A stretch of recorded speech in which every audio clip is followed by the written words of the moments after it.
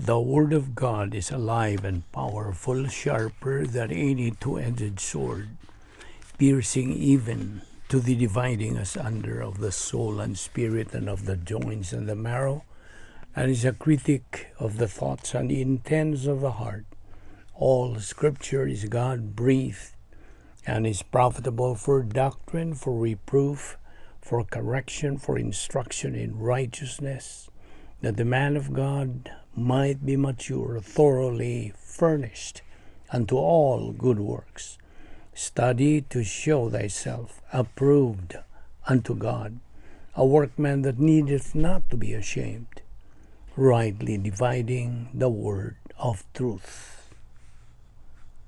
Matthew 6:33, but seek first the kingdom of God and his righteousness, and all these things shall be added to you.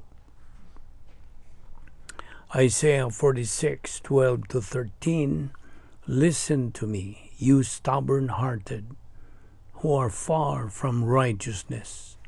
I bring my righteousness near, it shall not be far off. My salvation shall not linger, and I will place salvation in Zion for Israel, my glory. Psalm 89:16, in your name they rejoice all day long, and in your righteousness they are exalted. James 2:21-23, was not Abraham our father justified by works when he offered Isaac his son on the altar? Do you see that faith was working together with his works? And by works faith was made perfect. And the scripture was fulfilled which says, Abraham believed God, and it was accounted to him for righteousness, and he was called the friend of God. 1 Peter 1:14-16, as obedient children, not conforming yourselves to the former lusts, as in your ignorance, but as he who called you is holy, you also be holy in all your conduct, because it is written, be holy, for I am holy. Titus 2:11-13, for the grace of God that brings salvation has appeared to all men, teaching us that denying ungodliness and worldly lusts, we should live soberly, righteously, and godly in the present age, looking for the blessed hope and glorious appearing of our great God and Savior Jesus Christ. Before we start our Bible study, nining adlaw, ikinahanglan ng atong pagsusi sa mas naandan, atong susiyo ng atong tagsa-tagsa kakalagkon. Ano pa ba'y mga sala? Kay kining maong mga sala kung dili nato isugid nga tustubangan sa Dios nga mahan kini makababag lamang sa atong pagtuon sa pulong sa Dios. Busa atong gamiton karon ang 1 John 1:9 principle, the rebound technique, aron habwaon natong tanang mga sala. Og ang 1 John 1:9 na kanayon, if we confess our sins, God is faithful and just to forgive us our sins and to cleanse us from all unrighteousness. For you unbeliever, the issue you face is not the confession of your sins, it is using your free will so you can make the most important decision in your life, the decision to believe in Christ as Lord and Savior. Therefore, mag-ampot na sa hilom.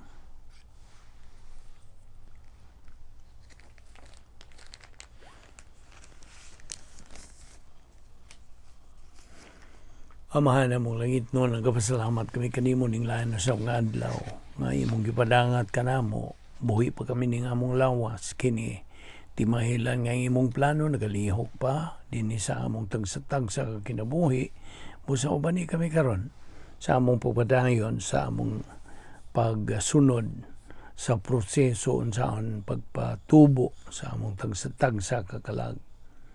Og nagatuman lamang kami sa imong mando ba nila mga kami karon pinagis pagtudlo kanamo sa balang Espiritu Santo nga mao lang mga bugtong magtutudlo sa kamatuoran kining tanan among gipasalamatan sa ngalan ni Ginoong Hesukristo. Amen.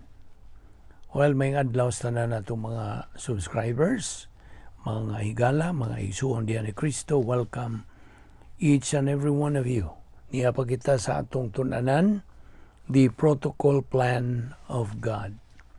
Na mangutan na ko nimo ngano mang magtuon man tas pulong sa Dios. Well, niya mga bersikulo nga suportar ni ini ngano magyud unsa man ka bililon ka manungdanon ang pagtuon sa pulong sa Dios. Well, mao kini kanaunon. This is the food for our soul. Man does not live by bread alone, but by every word that proceeds from the mouth of God. Matthew 4:4, Deuteronomy 8:3. Well, there's Proverbio 4:20-23. My son, give attention to my words. Incline your ear to my sayings. Do not let them depart from your sight. Keep them in the midst of your heart, for they are life to those who find them, and health to all their whole body. Watch over your heart with all diligence, for from it flow the springs of life. Salmo 119, versikulo 11, Thy word I have treasured in my heart, that I may not sin against thee. Salmo 119, versikulo 105, Thy word is a lamp unto my feet, and a light unto my path. So, John 8:32, kinahanglan atong timan-an kini, you shall know the truth, and the truth shall make you free. Now, diya sa John 5:24 also, our Lord Jesus Christ said, He that hears my word and believes on him that sent me has everlasting life, and shall not come unto condemnation, but is passed from death to life.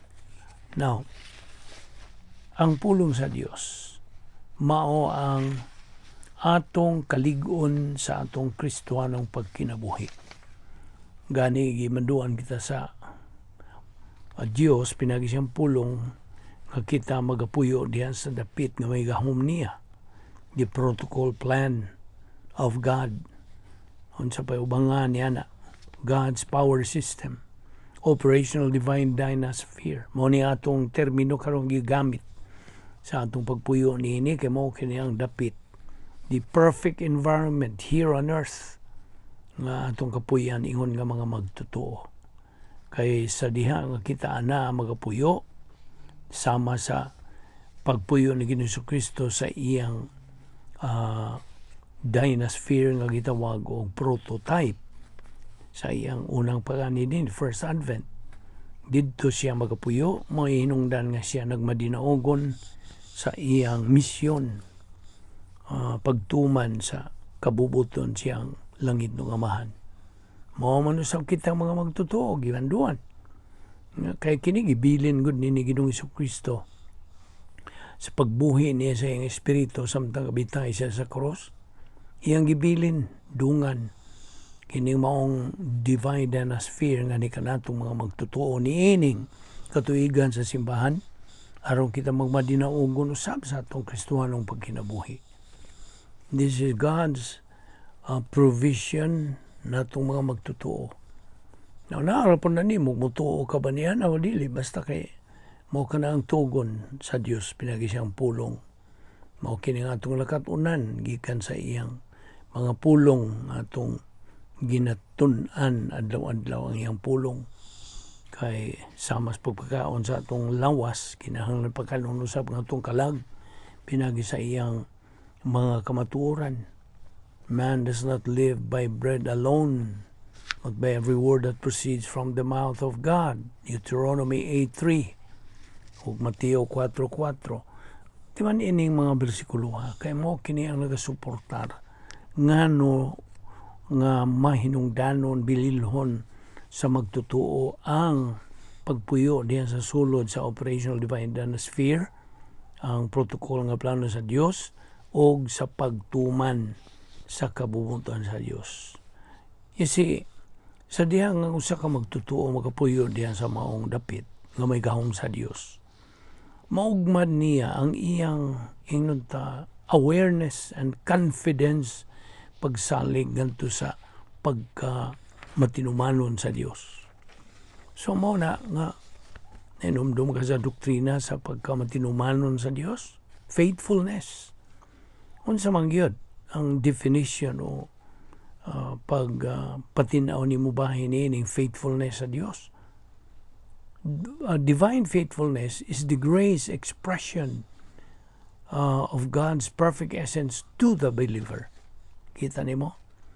Pagpakita kini sa Dios sa iyang grasya ngadto sa magtutuo bahin sa hingpit nga kinaiya sa Dios. Ug usa kini ang iyang Dios nun nga pagkamatinumanon. O niya ani ang mga ingnon ta mga area where God is faithful to you.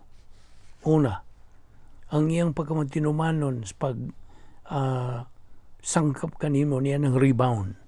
You see? And that's God's faithfulness in rebound. Siya ang nagasangkap kanito niya na. Ang doktrina sa pagsugid sa itong mga sala. 1 John 1:9. Ikaduha, ang pagkamatinumanon sa Dios sa iyang hingpit nga plano. 1 Corinthians 1:9. Unsa pa? Ang pagkatinumanon sa Dios sa iyang pagsangkap o hatag kanat og panalangin sa diha nga kita magakabuot sa atong area of adulthood. So, blessings. 1 Thessalonians 5:24. Unsa pa ang pagkamatinumanon sa Dios in His faithfulness in times of testing. Sa dihang kita pagasulayan na gyud ang iyang pagkamatinumanon nga ikaw hatagan gyud niyang paagi. 1 Corinthians 10:13. Ang iyang pagkamatinumanon kanimo nga sakop sa harian ng panimalay sa Dios. Hebrehanon 10:23. Ang iyang pagkamatinumanon ngadto sa magtutuo nga reversionista. You see? Nagyapon. Ipakita gyapon sa Dios ang iyang pagkamatinumanon. 2 Thessalonians 2:13 kana. Unsa pa ang pagkatinumanon sa Dios ngadto sa magtutuo in the realm of the angelic conflict. 2 Thessalonians 3:3.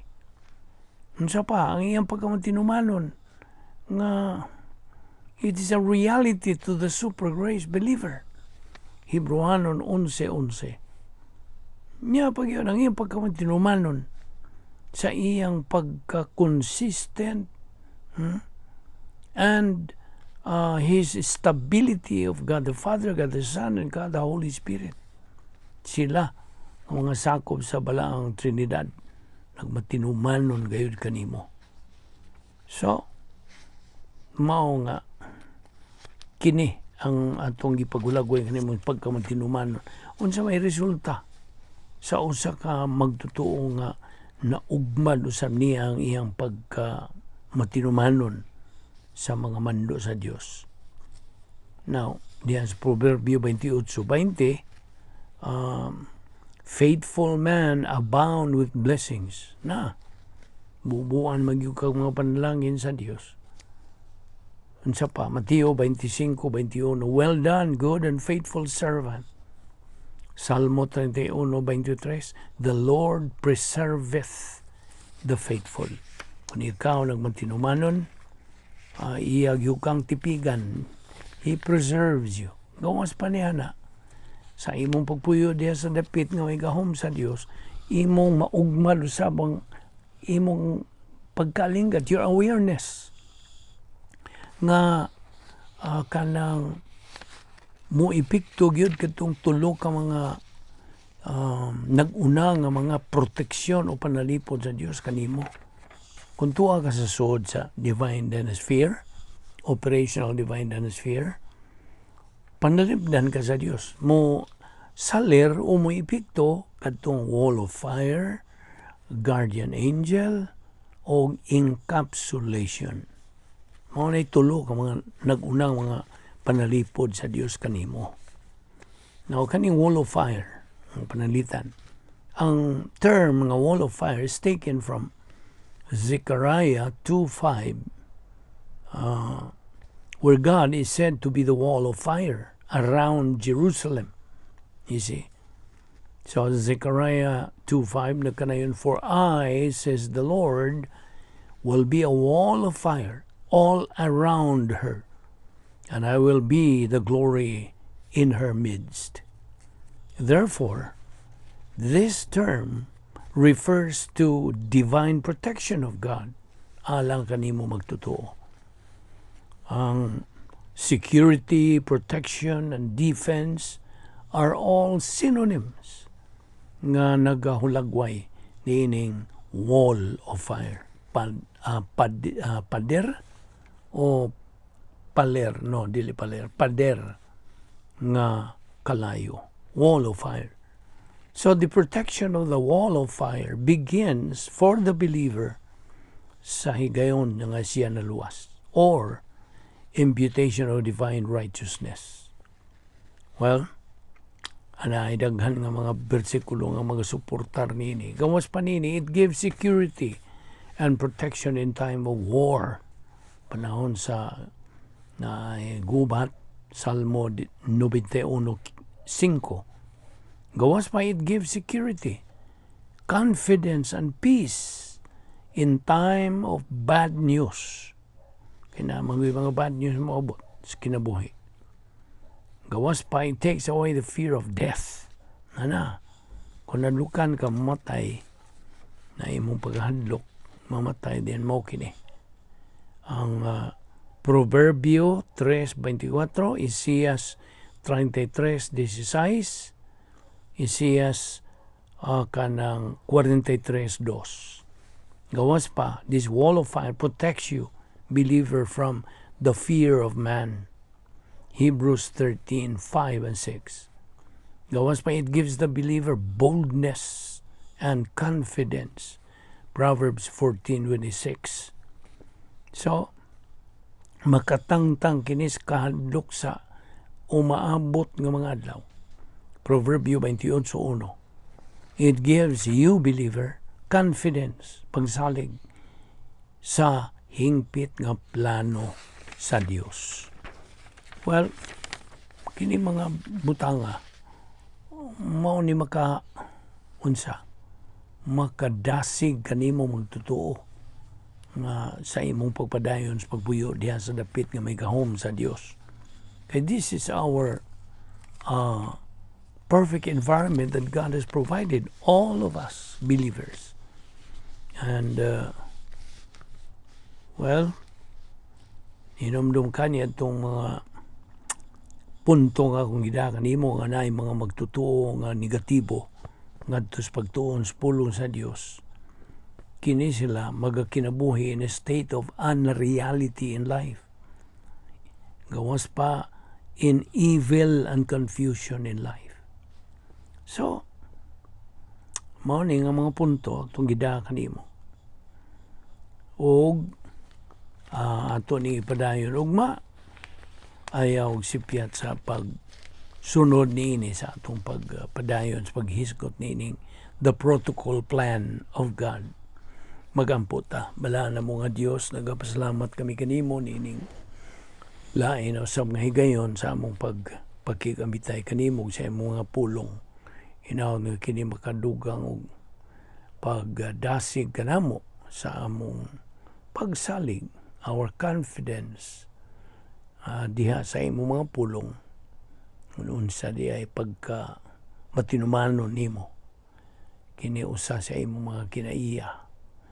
Usa, salamat ni maong grasya o Dios. Bani kami sa among pagpadayon sa among spiritual momentum, sa among espirituanong pagkinabuhi, agig pangandam sa tagsa sa among kalag nga dili pa nimo kami kuhaon gikan ning kalibutanaw nga kami makaandam sa among kalag nga among pahimuslan kining imong plano nga walay ikatandi niini, plano nga hingpit nga kami nagad salig sa imong mga pulong bahin niini. Salamat ni among Bible study pinagi sa YouTube. Kining tanan among gipasalamatan sa ngalan ni Ginoong Hesukristo, among bugtong manluluwas. Amen.